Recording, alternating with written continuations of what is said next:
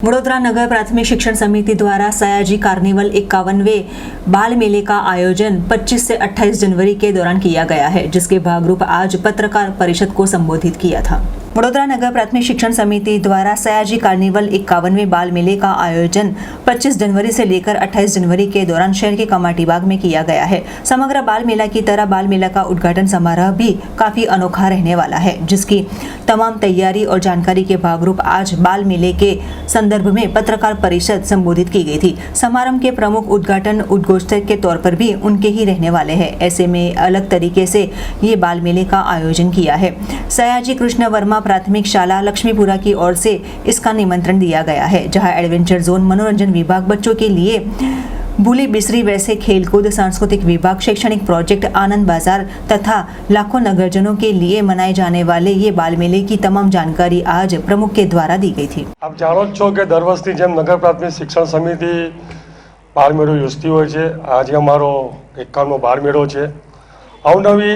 अवनवी वानगीओनी साथे साथे अवनवा प्रोजेक्टो, शैक्षणिक प्रोजेक्ट होय, विज्ञानना प्रोजेक्ट होय, भाषाना प्रोजेक्ट होय, गणितना प्रोजेक्ट होय અને અલગ અલગ પ્રકારની કૃતિઓ રાખીને બાળકોમાં જે પોતાનું ટેલેન્ટ રહેલું છે એને ઉજાગર કરવાનો મેં પ્રયત્ન કરેલો છે। સાથે સાથે આ વખતે પહેલી વખત એડવેન્ચર ઝોન અમે રદ કરેલો છે સાવચેતીના ભાગરૂપે, અને જે હળની દુર્ઘટના થઈ છે એની શ્રદ્ધાંજલિના ભાગરૂપે। પણ આખો એડવેન્ચર ઝોન નહીં કર્યો, પણ એડવેન્ચર ઝોનમાં અલગ અલગ પ્રકારની જે કૃતિઓ હતી સાથે સાથે વિશ્રાંતિ રમતો અંદર રાખેલી છે।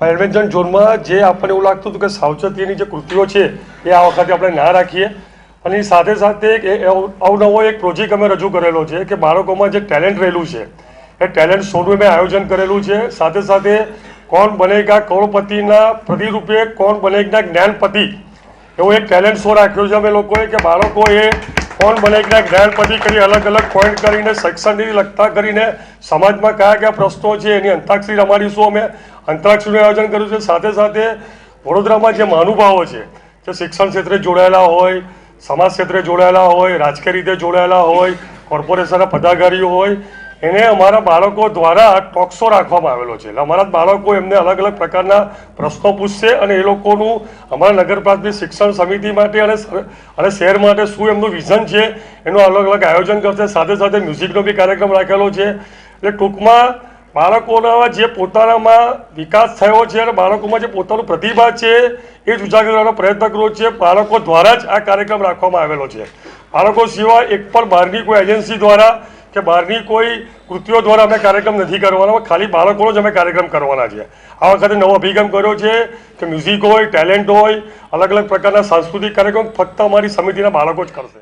આ બાળ મેળો માનનીય અધ્યક્ષશ્રીના દિશા સૂચન હેઠળ ખૂબ જ એક અવનવો અને ખૂબ જ આગવી પ્રતિભા ધરાવતો બાળ મેળો કે સમગ્ર દેશમાં આવું એકમાત્ર આયોજન છે કે જ્યાં 3 થી 3.5 દિવસની અંદર 5 લાખથી વધારે નગરજનો આ બાળ મેળાની મુલાકાત લઈ શકે તેવું આયોજન કરવામાં આવેલું છે। સાથે સાથે પ્રત્યક્ષ રીતે સમગ્ર શૈક્ષણિક પ્રોજેક્ટ હોય, આનંદ બજાર હોય, બીજા તમામ ટેલેન્ટ શો હોય, એમાં ભાગ લેવાનું, એનું આયોજન કરવાનું, તમામ પાસાઓ આપણે જોતા પ્રત્યક્ષ રીતે 7,000થી વધારે બાળકો આમાં જોડાય અને પરોક્ષ રીતે આમાં 38,000થી વધારે બાળકો ભાગ લઈ શકે એ પ્રકારનું આયોજન નગર પ્રાથમિક શિક્ષણ સમિતિ દ્વારા કરવામાં આવેલું છે।